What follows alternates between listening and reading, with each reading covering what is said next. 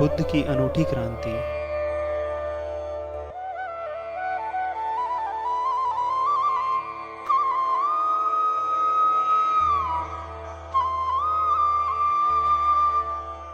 भगवान बुद्ध की गाथाओं पर सद्गुरु ओशो के अमृत प्रवचन। एस धम्मो सनातनो।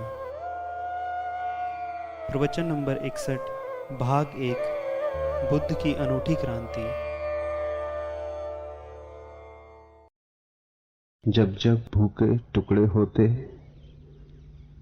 जड़ जड़ता से पापों से, जब जब नभ की गरिमा गिरती, अविवेकी अभिशापों से, जब जब आंखें अंधी होकर अपने पर रोया करती, जब जब मन ही गल जाता है सुलग रहे संतापों से, तब कोई मधुगायन गाता है अस्तो मां सतगमे।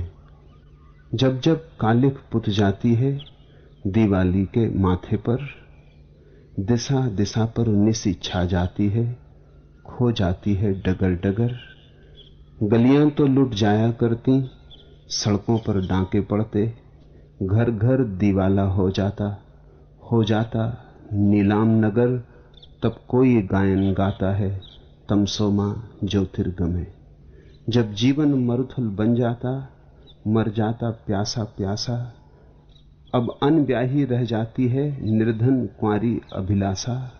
लोहे की बेड़ी बन जाते शीशे के कंगन चूड़ी, हाथों से मेहंदी उड़ जाती तज जाती आशा आशा। तब कोई गायन गाता है मृत्योर्मा अमृतम गमे। बुद्ध अनूठे हैं, ध्रुव तारे। तारे तो बहुत, लेकिन ध्रुव तारा एक है। बुद्ध ध्रुव तारे जैसे। उनके साथ मनुष्य की चेतना के इतिहास में एक नए अध्याय का सूत्रपात हुआ। कृष्ण ने जो कहा वो पहले से कहा जाता रहा था, उसमें नया कुछ भी न था। क्राइस्ट ने जो कहा वो पुराने की ही नई व्याख्या थी। व्याख्या नई थी, लेकिन सत्य पुराने थे, अति प्राचीन थे। महावीर ने जो कहा उसे महावीर के पहले 23 और तीर्थंकर दोहरा चुके थे। जोड़ा, बहुत जोड़ा, लेकिन नए का कोई जन्म न था। बुद्ध के साथ कुछ नए का जन्म हुआ। बुद्ध के साथ एक क्रांति उतरी मनुष्य की चेतना में। उस क्रांति को समझना जरूरी है, तभी हम बुद्ध के वचनों को समझ पाएंगे। ये वचन साधारण नहीं है, ये क्रांति का उद्घोष है। तुम बुद्ध को औरों के साथ मत गिन लेना। हिंदुओं ने बुद्ध को अपने 10 अवतारों में गिना है। बौद्ध भी सोचते हैं कि यह बुद्ध के प्रति बड़ा सम्मान हिंदुओं ने प्रकट किया। मैं नहीं सोचता, क्योंकि बुद्ध को 10 अवतारों में गिनना बुद्ध के ध्रुव तारे पर चोट करनी। बाकी जो हिंदुओं के 9 अवतार हैं, उनमें से किसी ने भी नए को कोई सूत्रपात नहीं दिया है, कोई क्रांति उनसे प्रारंभ नहीं होती। उन्होंने शाश्वत सत्य दोहराए। वे बहुमूल्य पुरुष थे, पर अनूठे नहीं। उनसे परंपरा को बल मिला, लेकिन क्रांति का जन्म नहीं हुआ। इसलिए बुद्ध को किसी 10 के साथ जोड़ना बुद्ध का अपमान है, सम्मान नहीं। बुद्ध अकेले, न उन जैसा उनके पहले है कोई, न उन जैसा उनके बाद है कोई। उनके अकेलेपन में ही उनकी खूबी है, उनकी विशिष्टता यही है। क्या क्रांति बुद्ध मनुष्य की चेतना में ले आए, समझें। पहली बात, बुद्ध के साथ धर्म ने वैज्ञानिक होने की क्षमता जुटाई। बुद्ध के साथ धर्म वैज्ञानिक हुआ। बुद्ध के साथ विज्ञान की गरिमा धर्म को मिली। इसलिए यह आकस्मिक नहीं है कि आज विज्ञान के युग में जब राम फीके पड़ गए हैं और क्राइस्ट के पीछे चलने वाले भी औपचारिक ही क्राइस्ट का नाम लेते हैं, महावीर की पूजा भी चलती है, लेकिन बस नाम मात्र को, काम चलाओ। बुद्ध की गरिमा बढ़ती जाती। जैसे जैसे विज्ञान प्रतिष्ठित हुआ है मनुष्य के आंखों में, वैसे वैसे बुद्ध की गरिमा बढ़ती गई है। बुद्ध की गरिमा एक क्षण को भी घटी नहीं है। और तो सत्पुरुष पुराने पड़ गए मालूम पड़ते हैं, बुद्ध ऐसा लगता है कि अब उनका युग आया, या शायद अभी भी नहीं आया है, आने वाला है। पगध्वनि सुनाई पड़ती है कि बुद्ध का युग करीब आ रहा है। चाहे अल्बर्ट आइंस्टीन हो, चाहे बर्टन रसल, चाहे ज्यापाल सात्र,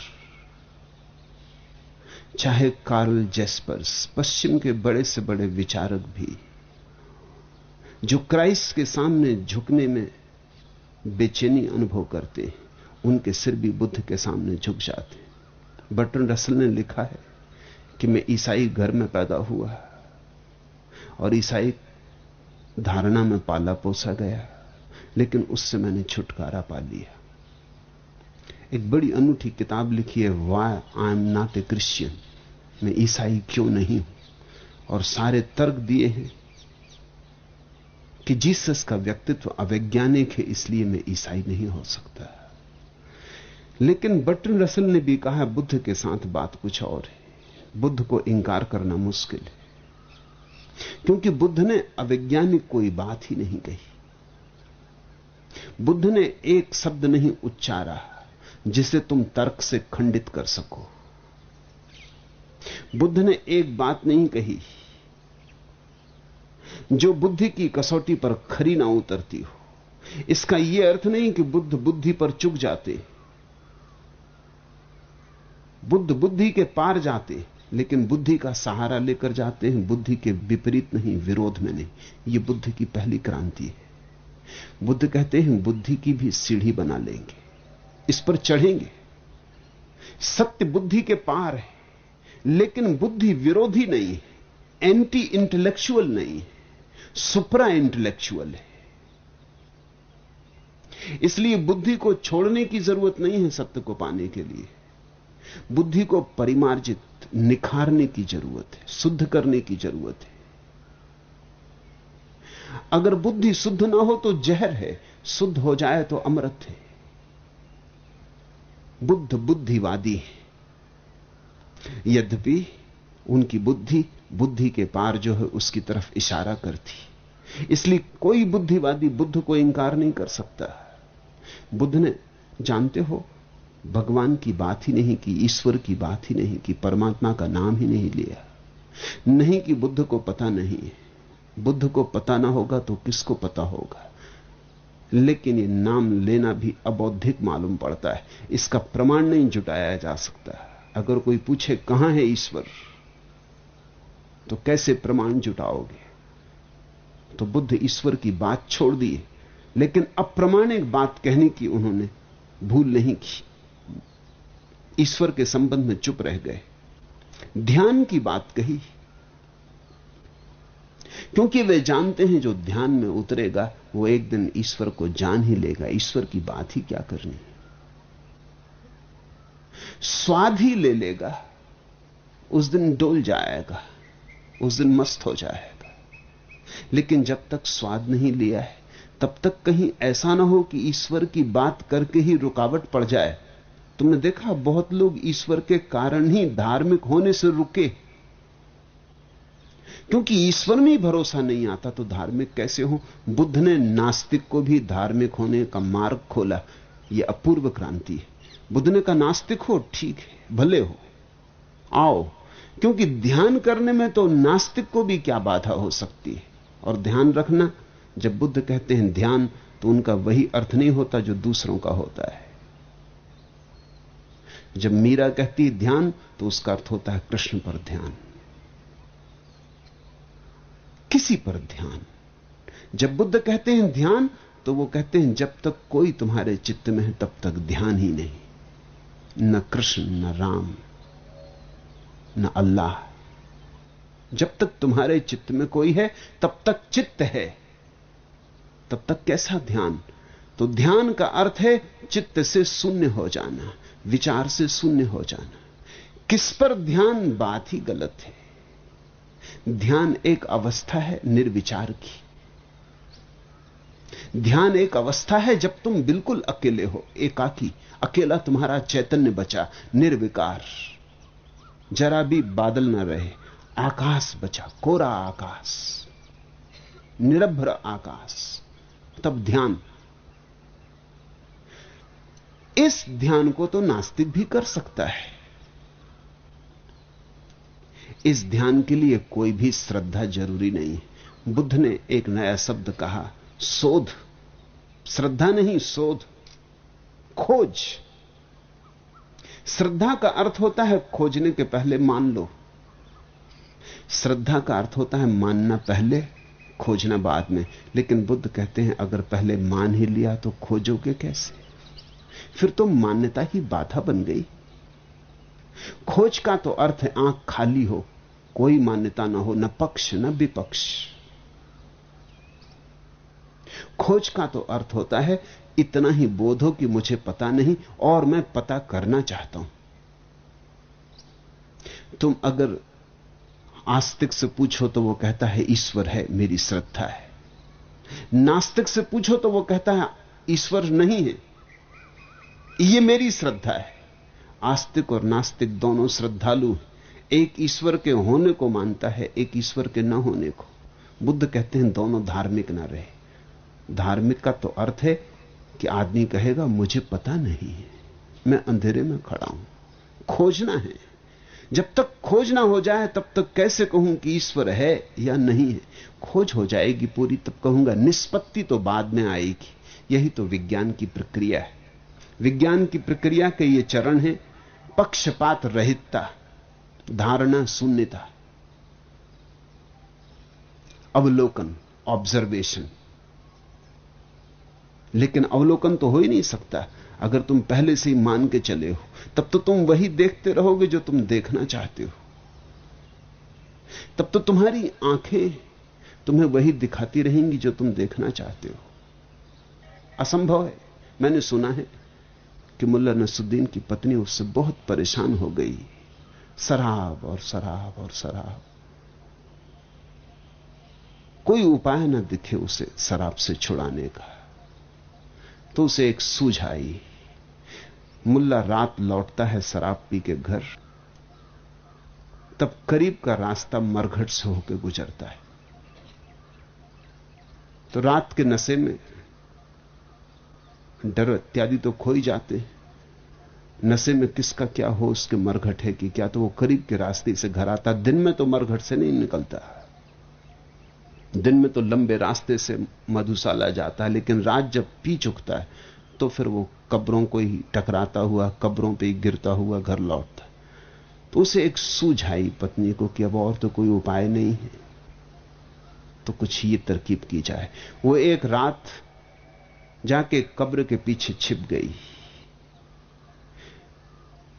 काला कपड़ा पहन लिया, मुंह पे कालिख लगा ली, भूत बन के छिप गई कि शायद घबरा जाए, डर जाए। तो उसी डर में, घबराहट की हालत में से वचन ले लेना जरूरी। जब मुल्ला वहां से निकला लड़खड़ाता हुआ, तो एकदम से कब्र के ऊपर से छलांग लगा के उसके सामने कूद के खड़ी हो गई। एक क्षण को तो वो चौंका, फिर बोला, अरे।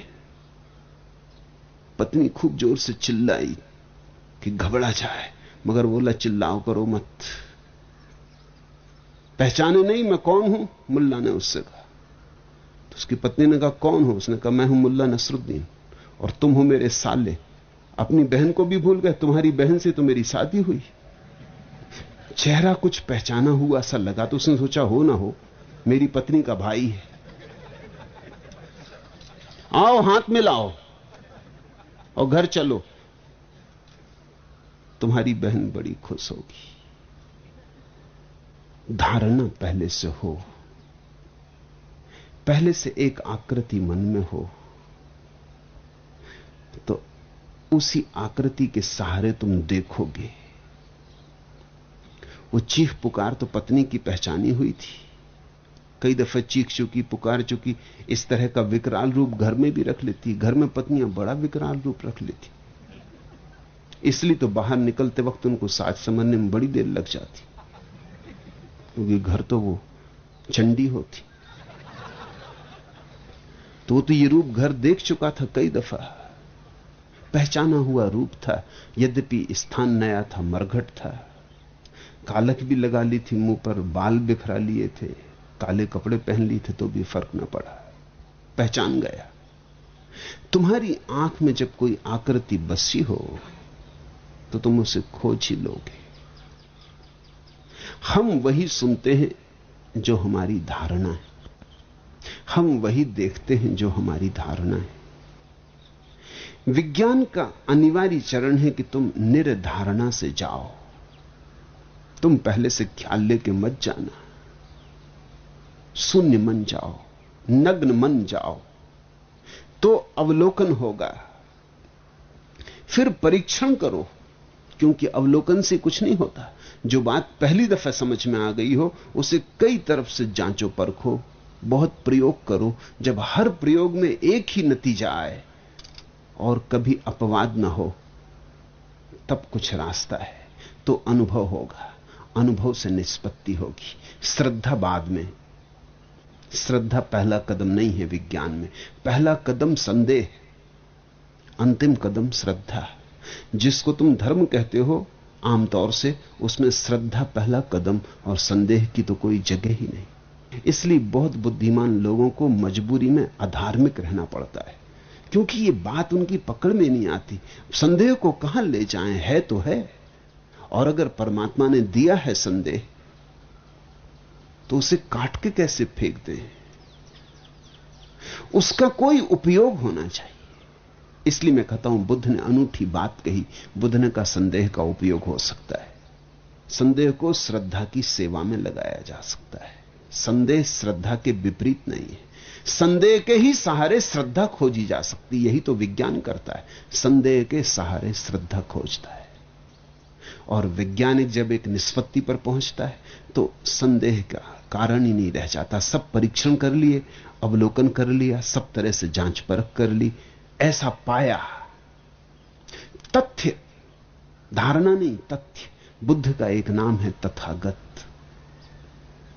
उसका अर्थ होता है जो जगत में तथ्य को लाया, जिसके द्वारा जगत में तथ्य आया।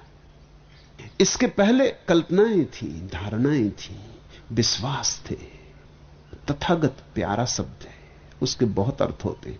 उसका एक अर्थ यह भी होता है, आगत का अर्थ होता है आया, और तथा का अर्थ होता है तथ्य, जिसके द्वारा तथा तथ्य जगत में उतरा।